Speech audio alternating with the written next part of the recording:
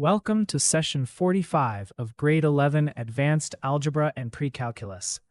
Today we study trigonometric identities. The focus is to verify and use fundamental trigonometric identities to simplify expressions.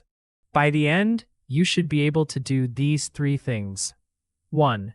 Use the Pythagorean identity. 2. Use reciprocal and quotient identities. 3. Verify identities by transforming one side. A trigonometric identity is an equation true for every value in its domain. Verifying an identity is not solving for x. It means transforming one side until it matches the other.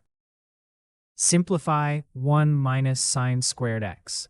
From sine squared x plus cosine squared x equals 1, subtract sine squared x from both sides. That gives cosine squared x equals 1 minus sine squared x. So the expression simplifies to cosine squared x.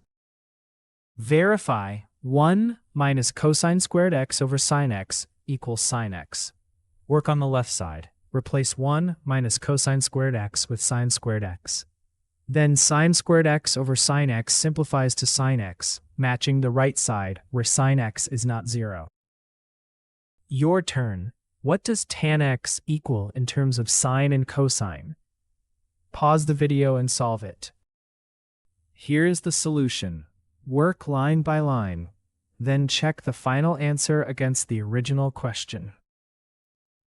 After the video, complete these three tasks. Copy the model from the lesson. Solve each one fresh.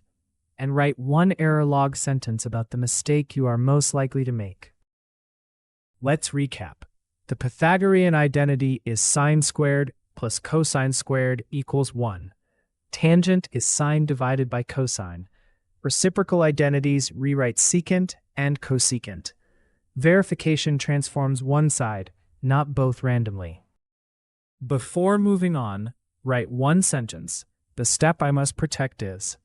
Then read more in the explanation below the video and visit www.bridgetoexam.com for more learning support.